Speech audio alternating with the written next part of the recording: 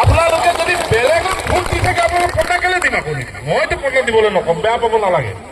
মই যদি বেলেগ কেণ্ডিডেটে জিকে ইয়াত, কিন্তু মই কিন্তু পতা দিবলৈ নকম, বেয়া পাব নালাগে। মানুহক কৈ দিব যিসকলে কৰিছে। মই দেখিছো গাড়ীত উৎপাত কৰি আছে।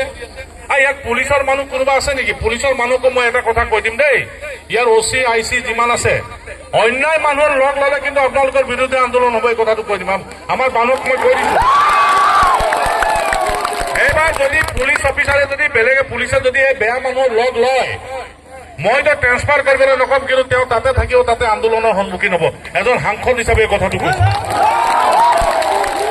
আমি সাংসদ হৈ আমাৰ চৰকাৰ আছে, আমি ট্ৰেন্সফাৰ কৰিবলৈ ক'ব পাৰো, কিন্তু ট্ৰেন্সফাৰ কৰিবলৈ নকম। মই বিধায়ক ডাঙৰীয়াৰ লগতো কথা পাতিছো, এইকাৰণে কৈছো যে আমাৰ বিৰুদ্ধে বেয়া কথা কৈ থাকিব, আমাৰ ল'ৰাক বিনা দুখত মাৰিব, আমাৰ ল'ৰাক যদি বেয়া কৰে আৰু তেওঁলোকে যদি তাক প্ৰটেকশ্যন দিয়ে, তেওঁলোকে কিন্তু ভাল কাম নকৰিব। এই কথাটো মনত ৰাখিব। অন্যায় লগ দিবলৈ আমি নাই। মই পুলিচকো এই কথাটো কৈ দিছো, পুলিচে এইবিলাক বেয়া কাম কৰিব নালাগে।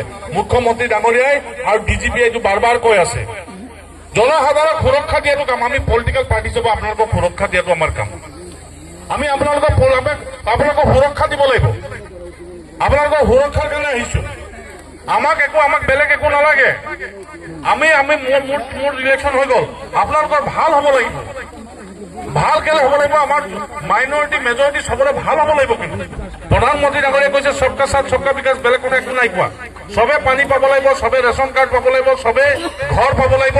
আৰু ঘৰৰ কাৰণে আমি চিন্তা চৰ্চা কৰিছো। এই যে জিঅ'টেক হৈ গৈছে বুলি কৈছে, এইটো মিছা কথা নহয়। আপোনালোকৰ জিঅ'টেক কৰিব পাৰিব 10 তাৰিখৰ পিছত। কালি মুখ্যমন্ত্ৰী ডাঙৰীয়াই ঘোষণা কৰিছে, কাৰোবাৰ ঘৰ যদি কোনোবাই জিঅ'টেক কৰি দিয়া নাই, আপোনালোকে কিন্তু জিঅ'টেক কৰিব পাৰিব। আপোনালোকে জিঅ'টেক কৰিব লাগিব আৰু ঘৰটো আপোনালোকে পাব লাগিব। ঘৰৰ পইচা কোনে দিব? নৰেন্দ্ৰ মোদী ডাঙৰীয়া চৰকাৰ দিব, হিমন্ত বিশ্ব শৰ্মাৰ চৰকাৰ দিব। আপোনালোকে জিঅ'টেক কৰক আৰু ৰেজিষ্টাৰ কৰক। এই কথাবিলাক বিধায়ক ডাঙৰীয়া আৰু আমাৰ জিকিলে, আমাৰ জিকাব যিহেতু ৰূপম দাস ডাঙৰীয়া আৰু দুইজনী বাইদেৱে চাই দিব। এইটো কোনো প্ৰলোভনৰ কথা নহয়। মানুহে ভাবিছে আমি কিহৰ কাৰণে এই কথাটো কৈছো জানে? আপোনালোকেতো জিকালে আমাৰ দায়িত্ব আছে নহয়। আমি আপোনালোকে পলাব নোৱাৰো। মই নেক্সট টাইম আকৌ আহিম বুলি কৈছো। মই শুভাংকৰ ডাঙৰীয়াক কৈছো, আমাৰ ইয়াৰ মণ্ডল প্ৰেচিডেণ্ট বিনয় কলিতাকো কৈছো, আৰু বিধায়ক ডাঙৰীয়াক কৈছো। কাৰণ কি কাৰণে কৈছে? যোৱাবাৰ নিৰ্বাচনত আপোনালোকে ৩,৯০০ ভোট দিছে, যিটো ৰেকৰ্ড কৰিছে ইয়াত। মই আপোনালোকৰ প্ৰতি শ্ৰদ্ধা জনাইছো। আমাৰ দায়িত্ব আছে। আমাৰ ইয়াত আহিবৰ কাৰণে একো চিন্তা কৰিব লগা নাই। আপোনালোকে যে বহুত সময় বহি আছে, আপোনালোকে চেল্ফ হেল্প গ্ৰুপত সোমাব। আপোনালোকৰ যিবিলাক অভাৱ আছে, আমাৰ অভাৱবিলাক আমাৰ মানুহৰ মাজত ক'ব।